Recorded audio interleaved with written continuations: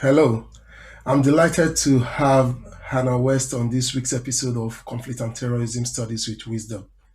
She recently published a paper uh, titled Followers, a Camp Follower or Counterinsurgent, Lady Templar and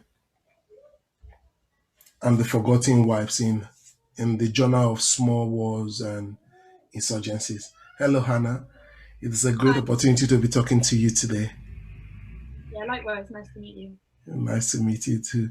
Okay, we'll go straight to the first question. We would like to know the background to this paper and what's your research question. Super. Yeah, so the starting point for this paper was back in 2009 when I was preparing to deploy to Afghanistan as a British military stabilisation planner, and I was working in the provincial reconstruction team. As a Royal Navy engineer, I was new to counterinsurgency, and I quickly realised that most of my peers in the British Army had learned everything they knew about counterinsurgency from walking the streets of Northern Ireland, but what they were all reading was accounts of Malaya. British counterinsurgency thinking today still remains sort of strongly influenced by the Malaya Emergency. And for those unfamiliar with the Malaya Emergency, it ran from 1948 to 1960, and it was an end of empire campaign between the British government and their Commonwealth armed forces, and the Malayan Communist Party and their Malayan National Liberation Army. And the phrase hearts and minds, which has become sort of so commonly used in everything from politics to sport, is attributed to General Templer, who was the High Commissioner. And it kind of came to represent this classic campaign. The story of the Malaya Emergency is increasingly contested, not least whether hearts and minds or coercion and repression were the reality of this tactical campaign. But its legacy has endured through its framing by the British Army as a classic campaign, from which the classical principles emerged and today's counterinsurgency theory was derived. So, as I prepared to deploy and take on a role working with Afghan women, I got thinking about the Malaya Emergency and began digging around for what the women had been doing. And despite no reference to them in the counterinsurgency literature, I found an extensive women's outreach programme involving the Women's Institute and the British Red Cross. And that was really the genesis for the paper. It asks two questions. The first is, where are the women? And it goes on to address the specific absence of women's voices in scholarship about the Malaya Emergency. And the second is, what do we mean by counterinsurgency? And exposes the tension between discursive constructions sustained to keep women out and the messy realities of blurred boundaries in practice. Great, great questions and a nice background. So, what's your core argument? What are the core arguments of your paper? Yeah, so I'm following a conversation between General Templar and his wife, Lady Templar, where he asked her what she was doing about the women. This outreach program was born, and it involved the establishment of 270 women's institutes across Malaya and the deployment of 25 British Red Cross teams, consisting of a trained nurse and welfare officer, which combined with an extensive local membership saw them caring for over 200 to 250,000 people. And my paper reveals the discourses used to characterise British women's participation at the time and to make acceptable their presence whilst distancing them from the counterinsurgency campaign. And by exploring how women's presence has been negotiated and marginalised, I expose these sort of blurred boundaries of counterinsurgency and question how the role of the counterinsurgent is constructed and sustained over time and for what purpose. And whilst Templar's hearts and minds rhetoric has this stronghold in British counterinsurgency doctrine, Lady Templar and the women's outreach programmes have been forgotten. The marginalisation of women from the history of the Malaya Emergency is both subtle and convenient. It's subtle because there was simply no logic in including women in the narrative of this military conflict. British women were, for the most part, civilians. They were not in uniform. They were effectively voluntary community welfare workers. And according to traditional conceptions of war, they were not combatants and they were not involved in operations. And it's a convenient framing because the discourses used to characterize them reinforce their feminine qualities and strengthen the divide between them and the counterinsurgency. But yet my paper reveals how British women were present during the Malaya Emergency, and they established these women's outreach programs on a really extensive scale. They were working right across the country, including in remote villages in bandit country, and they were putting themselves at considerable risk travelling on dangerous routes to engage with communities. And the correspondence between General Templar and the British government demonstrates that these women's outreach programmes were part of Templar's vision for Malaya. And not only this, but they considered them to be making a significant and a direct contribution to building community resilience. And this exclusion of women's stories from the campaign, from the archive of the campaign, so represents an act of distancing women from counterinsurgency and reinforces their place as wives and custodians of the concerns of only women and children. Great. It's an interesting one. So how did you test this? How did you test these core arguments? Sure. So I used discourse analysis, and this was grounded in Foucauldian genealogy. I was basically trying to challenge the idea that women's participation in the campaign was a sort of traditional history that's linear and progressive, and I was seeking out sort of rupture and discontinuity motivated by this moment of largely forgotten women's labour. And prior to my paper, really any sustained coverage of women's labour during the conflict has been held in the archives and histories of the British Red Cross Society and also the Women's Institute. My study sort of extended beyond that to government archives, and I looked at the construction of women in discourses from the time. And these were discourses which supported, overlapped, connected, diverged, and contradicted to reveal this sort of systemic exclusion of women from the construction of these master narratives. And through my analysis of these different sources, I found sort of four discourses which emerged, offering a kind of framework to revisit the experiences of these women. And it's those discourses I'll tell you a bit more about later. But I also thought I'd maybe say a little bit on a methodological point about kind of my positionality as well. Because as a feminist ex-service woman, I've had this sort of insider-outsider perspective, and I'm quite conscious of how that sort of influences the study and its implications for how I kind of select and interpret the archive. And I think my research adds to this ongoing kind of critical interpretation of the archive as this sort of hegemonic tool controlling kind of the ordering of knowledge and maintaining power over sort of knowledge production. And post-colonialism sort of exposes this connection between Britain's colonial history and contemporary politics of liberal intervention in ways that have kind of reinforced the links I can see between my own military service and individual women involved in the various campaigns that I've looked at for my PhD. And I've been prompted by the literature of coloniality to sort of question how I might be implicated through my own sort of white privilege, and also to ask what I'm trying to say by reclaiming these her stories of women counterinsurgents, grappling with my own sort of acknowledged admiration for them, but how that might also be sort of releasing them from their responsibilities as part of an intervening or colonial force. And really sort of to wrap up that kind of point or that thought, I've sort of come to see that as more of a sort of productive tension, something I have to kind of work with and accept the inconsistencies and uncertainties that brings. But hopefully that gives a bit more perspective on the kind of my relationship with it, I suppose. Great. So, how would you sum up your findings if I was to refer to your work in a few sentences? How would you expect that I would represent your findings?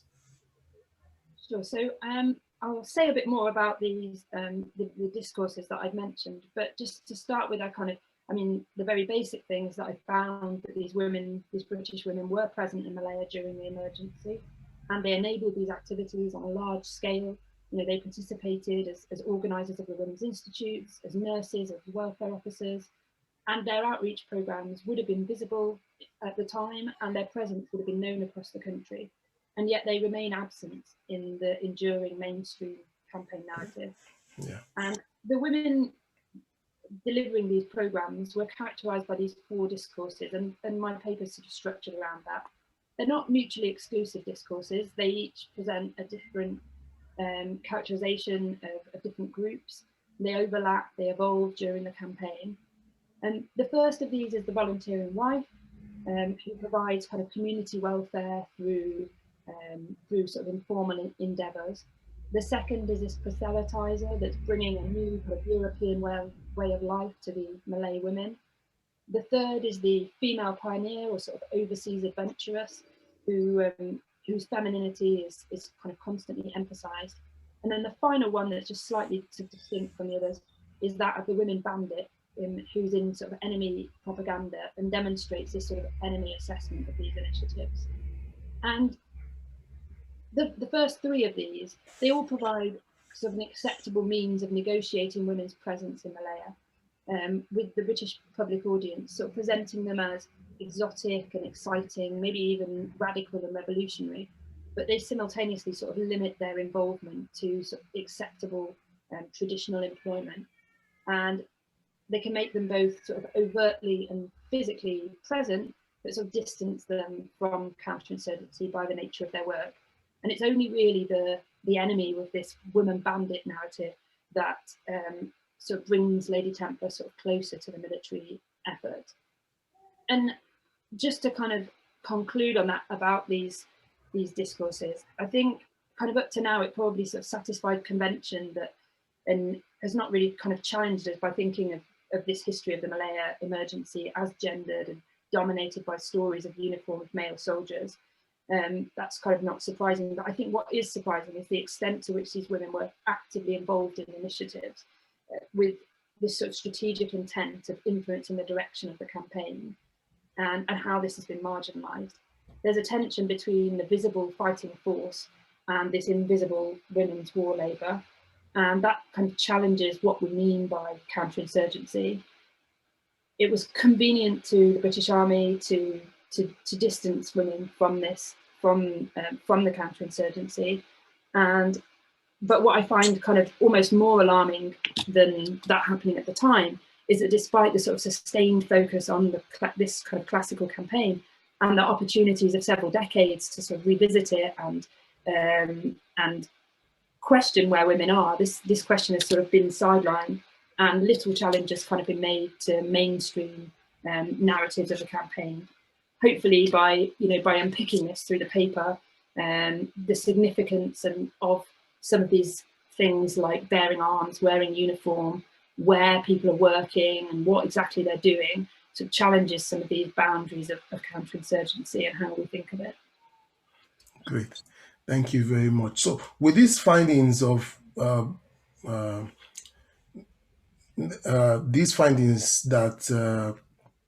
the literature generally, or the narrative has generally glossed over the role of women in counterinsurgencies, how does your paper sit in the existing literature? What's the core contribution? How does it sit in the present literature?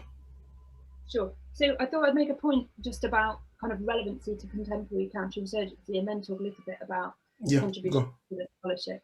So I think it's just really important, and this kind of from my own experience, it's important to recognise that there's like very little difference from the women's outreach, both medical and social, that was being delivered in Malaya in 1952, and that which I saw in Afghanistan in 2009. The Women's Institute were delivering a programme including embroidery and patchwork to women in Malaya in 1952, and the provincial reconstruction team in Afghanistan ran a sewing project for Helmandi women in the Department of Women's Affairs in 2009, and where the British Red Cross Society were delivering nursing training to their local membership in Malaya, the provincial reconstruction team were funding a midwifery training course in Afghanistan in 2009. So I kind of have no doubt that Lady Templar, if she'd been relocated to Helmand in 2009 and given some combats and a pistol, she would have fitted in well with the female engagement teams that were operating there. So I think that just brings the two sort of together. Turning to scholarship, my paper contributes to the mainstream counterinsurgency literature in two important ways. Firstly, women are absent from the mainstream influential and critical literature on the Malayan emergency. The women's outreach programs feature briefly in some histories, but they tend to be framed around the idea of colonial welfare, and they're distant from the military operation. Probably unsurprising given the seeming sort of irrelevancy of non-combatant women for inclusion in campaign records and subsequent doctrine, which was written by and for men. But this paper addresses this specific absence of women's voices in the Malaya scholarship. And then beyond Malaya, the broader counterinsurgency scholarship has perpetuated women's invisibility, failing to consider a non-uniformed counterinsurgent, even in a type of warfare defined by its sort of sociological dimension. Growing scholarship acknowledges women as victims or participants, but in non-state armed groups and terrorist organizations in contemporary conflicts, but not as counterinsurgents. Where women's presence in historical counterinsurgencies is being revisited, it's been combined to their parallel contribution in humanitarian and development domains. The sexual contract at sort of at the heart of colonization has been ignored, and with it these sort of gender power dynamics that define agency and powerlessness and police how women's bodies are used in conflict, they've been sort of ignored. So secondly, this article addresses what we mean by counterinsurgency, and it exposes this tension between these discursive constructions that are sustained to kind of keep women out, and again, these are messy realities of the blurred boundaries of counterinsurgency practice. And then just finally, to sort of move away from mainstream counterinsurgency scholarship to the smaller sort of subset of feminist critiques of counterinsurgency. These sort of contrast counterinsurgency with conventional warfare in being kind of kinder and gentler and more humane, using minimal force, and sort of simultaneously being population-centric. They're kind of characterized as softer, weaker, more indecisive.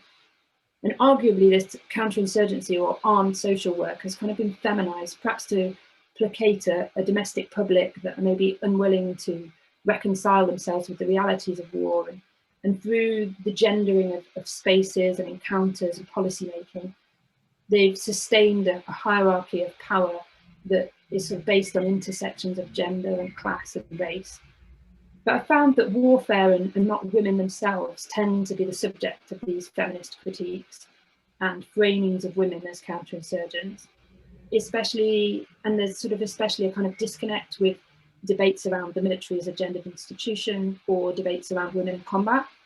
So my paper contributes to this feminist literature by readdressing this failing and demonstrating that these discursive constructions used to distance women from counterinsurgency are actually a tool to looking at the boundaries of counterinsurgency itself.